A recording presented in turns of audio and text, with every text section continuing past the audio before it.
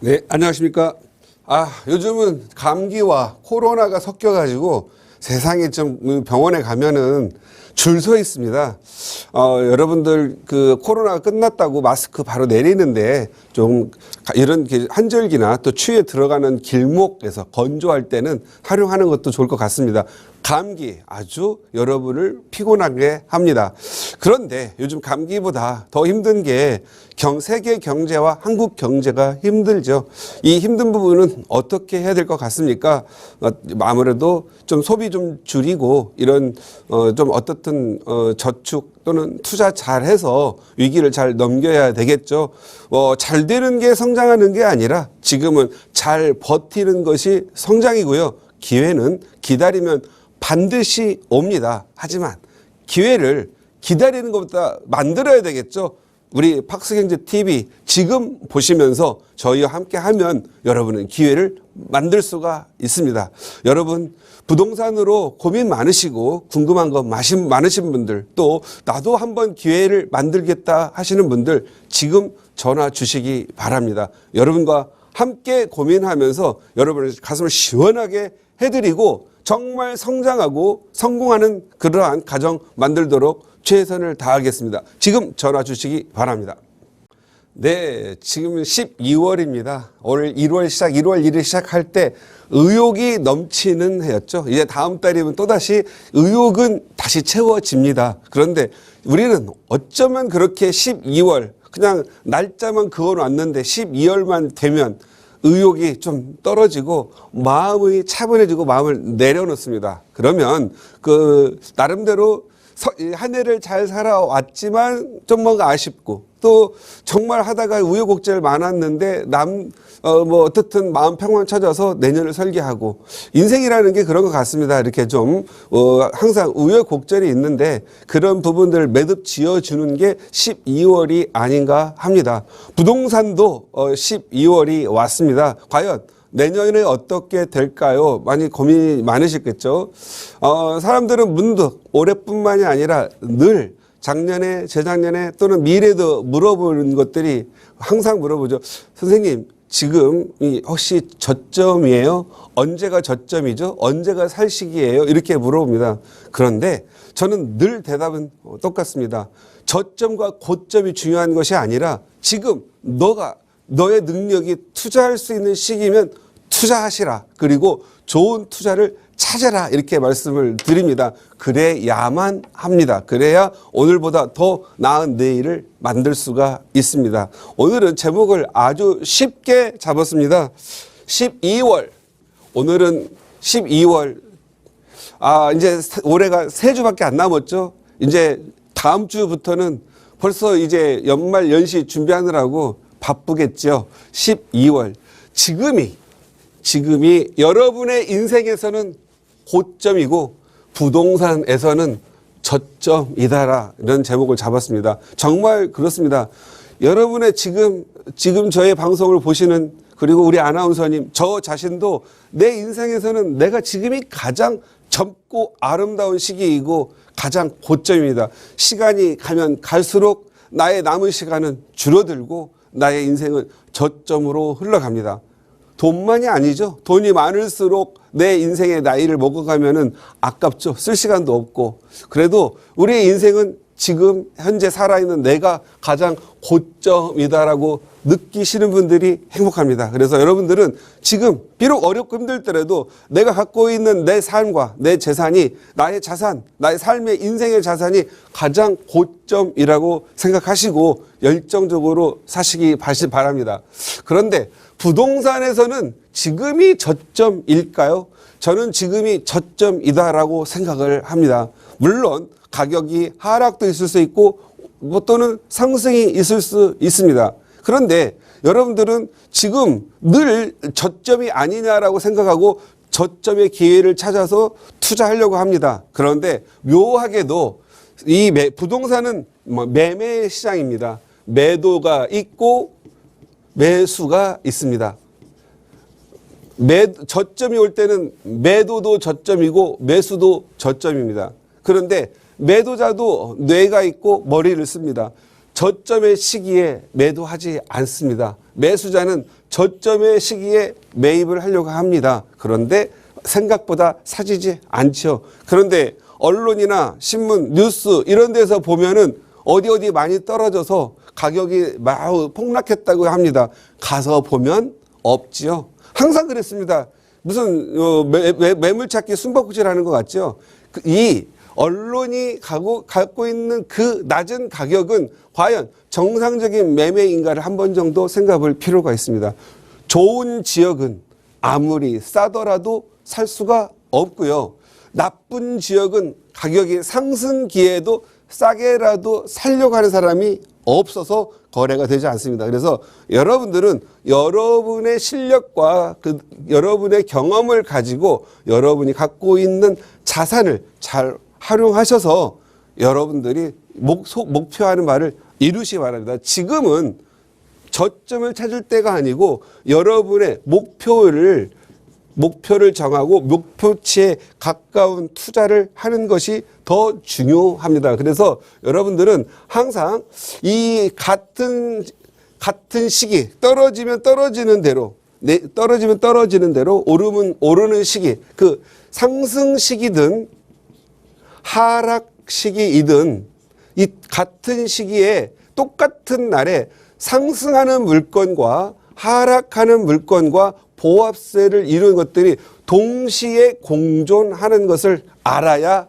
합니다. 자, 하나 예를 들어볼까요? 2021년 말에서부터 2023년 초 딱 지정한다면 2022년도에 아파트 가격 하락했습니까? 상승했습니까?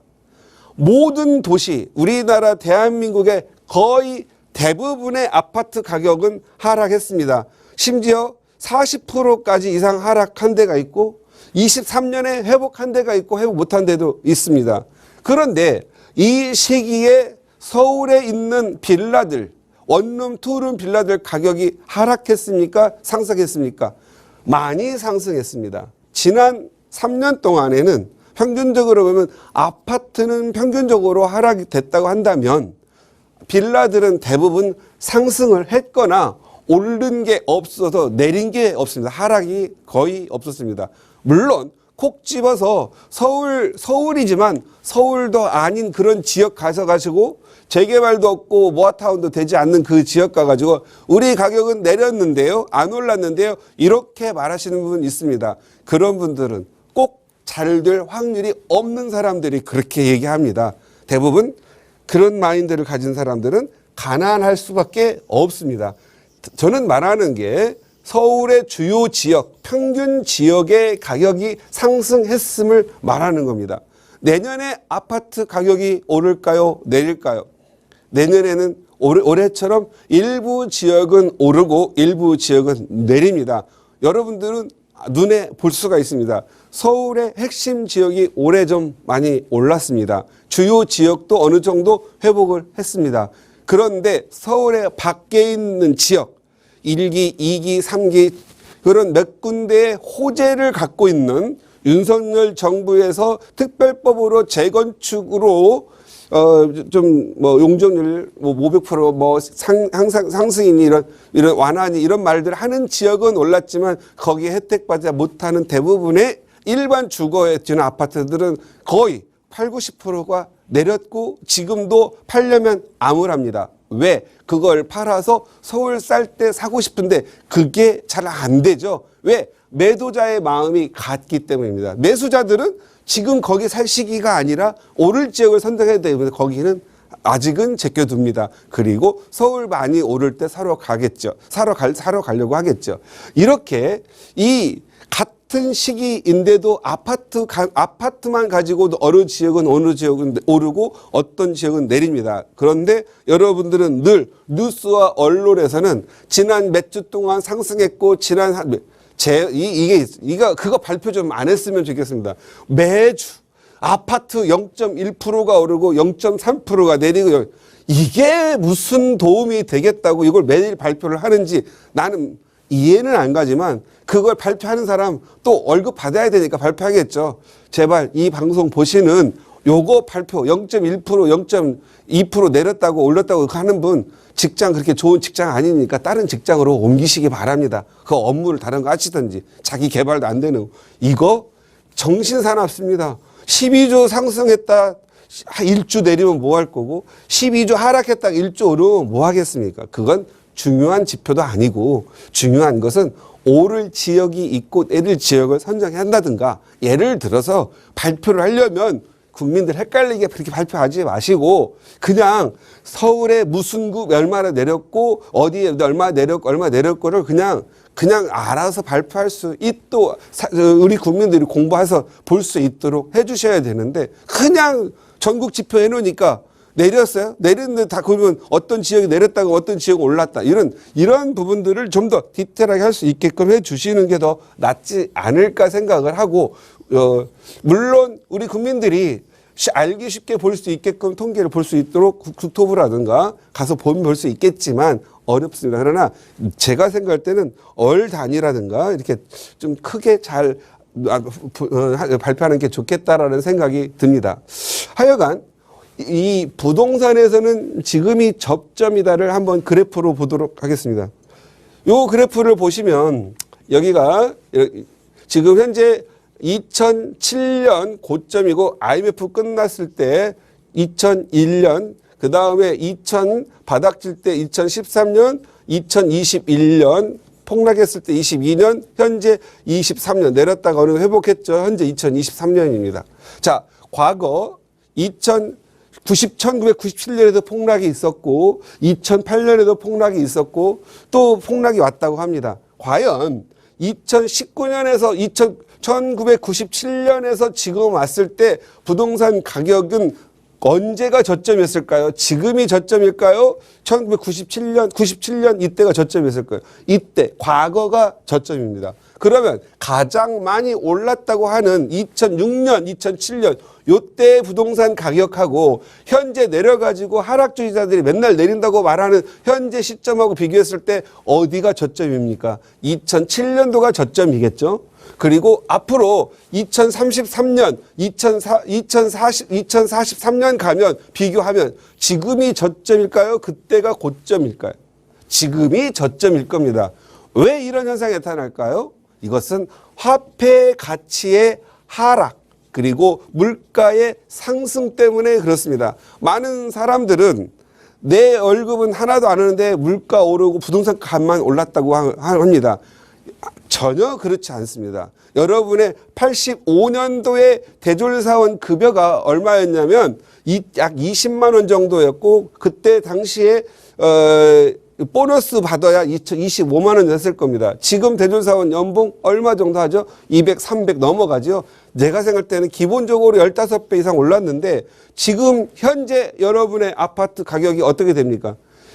여러분들은 아파트 가격 오른 걸 꼭 강남, 서울의 주요 지역, 오른 지역만 보고 비교를 하게 됩니다. 과연 서울에서 과연 노원구, 구로구, 서대문구 이런 지역들이 이렇게 20배씩 30배씩 올랐나요?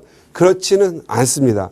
물론 서울은 올랐다면 전체적으로 월급과 비교 많이 올랐던 걸로 보입니다. 하지만 인천, 수도권에 봤을 때 파주, 일산 이런 데 보시면 많이 올랐나요?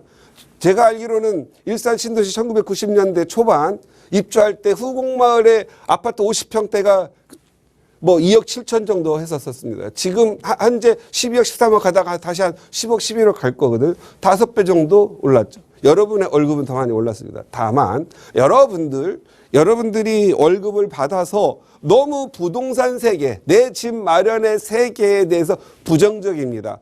이제 인구 줄어들면 집 많으니까 안 사도 돼. 이렇게 말합니다. 그리고 편하게 살면 됐지 집 사가지고 우리가 집에 노예가 되고 싶지 않아 라고 하지 않습니다. 그리고 집 그동안 전세 살고 월세 살고 남의 집 살다 보니까 익숙해져 가지고 내 집이 필요가 없다라고 생각하십니다. 그러면 여러분의 후손은 어떻게 되고요? 여러분의 손자는 어떻게 되고요? 계속 그 마인드로 살면 다른 잘 사는 사람들은 어떻게 되나요? 나는 왜 내 가족은 늘 무주택으로 대를 물려야 되나요?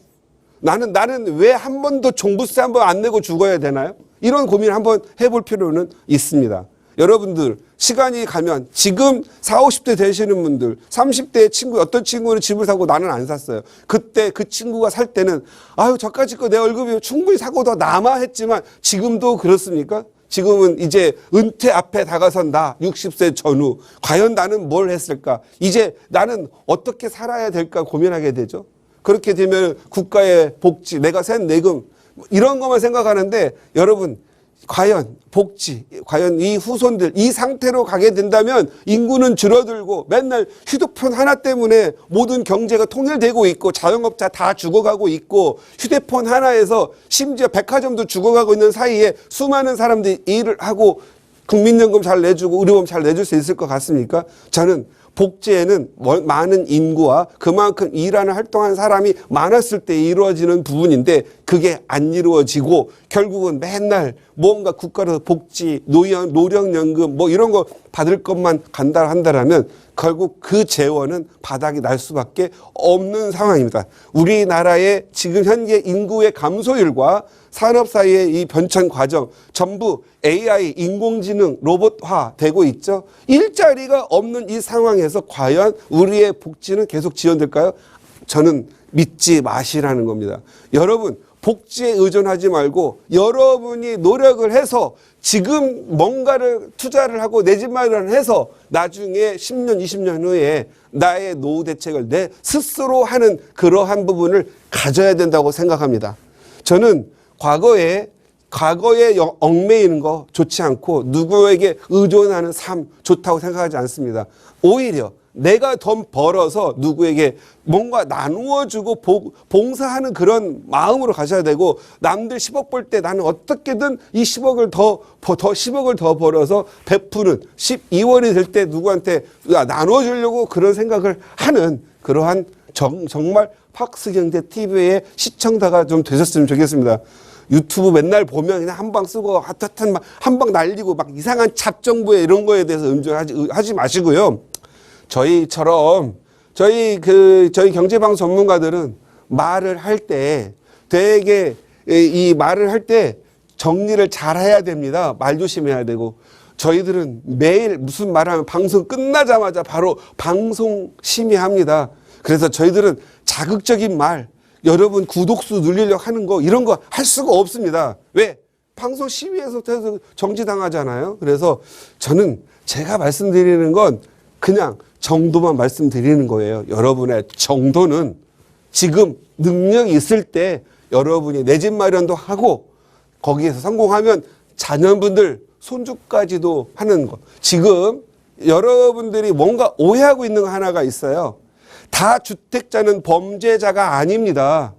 자본주의 사회에서 많이 벌어서 자기 자산 키우는 건 범죄가 아니고 그건 착한 일, 선한 일이거든요. 선한 일을 막는 게 악으로 보여지는 겁니다. 우리는 지금 현재 부동산 하면 다주택자 되고 집 많으면 죄수화 시키는 거 이게 문제가 되는 거지. 제발 여러분도 건전하게 이 사회와 이 과거의 정부가 범죄 취급을 했다라면 차라리 집 많은 범죄자가 되시기 바랍니다. 지금 투자 잘하셔서 10년 후에 다주택자가 범죄자라고 한다면 범죄자 되십시오. 그리고 여러분들이 착각하지 마십시오. 주택이라고 하는 건 잠만 자고 편하게 사는 게 아니라 우리나라 땅덩어리에 이 천연자원도 없는 데에서 머리 쓰거나 일해야 되는데 부동산은 반드시 노력하고 정말 죽도록 자기가 땀 흘려서 먼 돈을 가지고 정말 고뇌했을 때 한번 살 수 있는 게 부동산이고 투자할 수 있는 게 부동산입니다. 그렇기 때문에 여러분들 정말 진지하게 생각하셔서 내 집 마련 전략 세우시고 내 집 마련 하시기 바랍니다. 세월은 여러분의 부자가 되는 걸 기다려주지 않습니다. 지금 오늘이 인생의 가장 최고의 고점이고요. 내일 모레 1년 지나서 여러분들은 세월을 잃어가는 늙어가는 사람일 뿐입니다. 늙어 갈수록 뭐가 필요한 줄 아십니까? 이 자본주의에서는 돈이 필요합니다. 돈은 여러 가지로 투자를 해야 되는데 부동산 다주택자는 죄인이 아니라 투자자의 길을 가는 겁니다. 그리고 많이 갖고 있다고 투기꾼이라고 하는데 있잖아요. 뭔들 투자하는데 어디든 사람들이 모이죠. 모이면 투기라고 하는데 그렇지는 않습니다. 부동산 투자는 합법적이고 그리고 여러분의 돈을 반드시 땅에다가 집에다가 주어서 돈이 들어오는 건전한 투자가 되는 겁니다. 그리고 부동산만큼 세금 많이 내는 종목이 없습니다. 부동산은 세금을 많이 걷어가는 곳이거든요. 재산세, 종부세, 취득세, 그리고 또 판매할 때 양도세 얼마나 큽니까? 세금 내고도 남을 수 있는 그러한 세계를 들어오시기 바랍니다. 왜 부동산이 이렇게 오르내리다가도 세월이 가고 나면 세월이 지난 후가 고점이 되고 지금이 저점일까요? 그건 화폐 가치 하나인데 일반적인 부동산 투자자들, 초보자들이나 하락론자들, 폭락론자들은 부동산을 어떻게 생각하냐면 이렇게 부동산 가격이 수평적으로 갈 거라고 생각을 하고요. 부동산 가격이 올랐다 내렸다 이렇게 수평적으로 이런 형태로 가고 있다라고 생각을 합니다. 이게 모순이죠. 부동산 가격은 묘하게도 오를 때는 여러분이 생각하는 것보다 더 많이 오릅니다. 왜냐하면 오르는 시기에는 화폐 가치가 보잘것없기 때문에 더 많은 사람들이 투자를 하려고 모입니다. 대출을 받아서라도. 그렇기 때문에 더 오르고요. 내릴 때는 어느 정도 내리면 설마 과거에 이만큼 쌌었는데 세월도 흘렀는데 이보다 더 내리겠어? 그리고 또 화폐 가치가 하락하는 부분이 있어서 더 내릴 부분이 있으면 이만큼을 지원해 줍니다. 화폐 가치의 하락이 이렇게 상승할 때는 더 지원해서 더 올려주고 내릴 때는 화폐 가치 하락이 정신적으로 받쳐주기 때문에 덜 내립니다. 또 다시 오를 때는 이만큼 올라야 될 걸 더 또 올려주고 내릴 때는 또 받쳐서 덜 내립니다.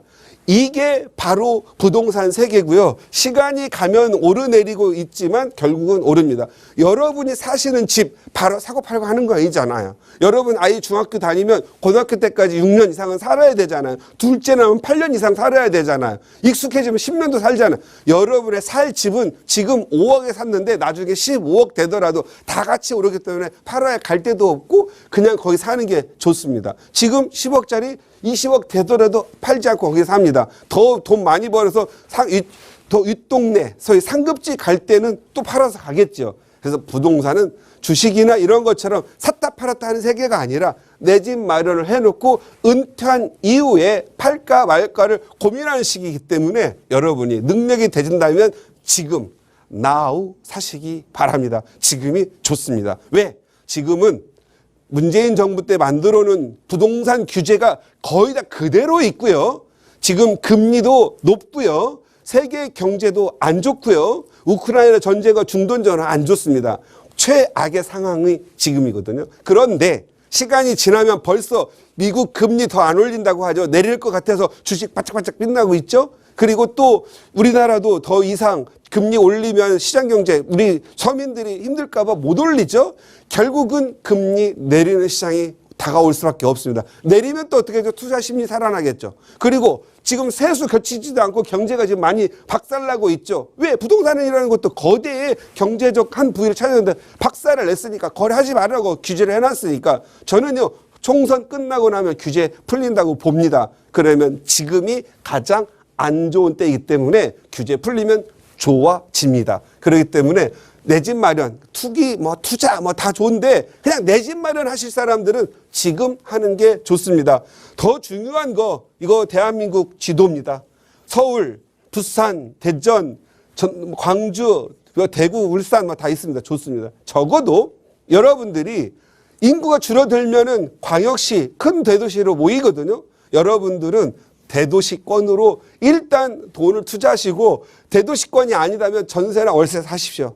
어쩔 수 없습니다. 인구 줄어들면 도시 공동화 일어나면 그때 팔 사람 살 사람 없으면 할 사람만 있고 그럼 못 팔거든요. 그래서 미래를 내다보고 투자하시기 바랍니다. 지금 가격 대도시는 비싸죠. 그러면 제발 아파트 욕심 내지 말고 빌라라도 지어서 재개발되는데 투자하시기 바랍니다. 반드시 이 그래프를 맞추려면 지역 선택 잘해야 되고요. 입지 중요합니다. 그걸 입지라고 하는데 입지 좋은 데 비쌉니다. 입지가 좋아질 곳, 입지가 만들어지는 곳 하시기 바랍니다. 여러분 능력으로 안 되면 전문가들과 상의하시기 바랍니다. 그래야 반드시 이런 데 선택해서 갑니다. 이게 여러분의 인생을 책임져 줍니다. 그리고 전세 10년 임대주택 산다고 좋아하지 마십시오. 이거 가난의 지름길입니다. 이건 안 됩니다. 그래서 가급적이면 전세보다는 대출을 대출을 받아서 전세 끼고라도 사시기 바랍니다. 그리고 제가 봤을 때 3, 4년, 1, 2년 답 나오니까 그리 하시기 바랍니다. 성장할 지역을 찾아야 합니다. 성장할 지역. 이 성장할 지역은 지역과 위치를 입지로 만들어 드리기 때문입니다. 학교, 학원과 상업, 업무시설, 교통 등 있는 곳보다는 만들어질 곳을 찾으시기 바랍니다. 그게 여러분들이 성공하는 길입니다. 지금은 12월입니다. 이제 내년 1월 설계해야 되죠. 정말 착심하고 여러분의 투자하는 그런 부분들을 한번 해보시고 세미나 그리고 또 상담 오셔서 받으시면서 여러분의 내년 설계 하시기 바랍니다. 여러분 늘 건강하시고 부자 되시기 바랍니다.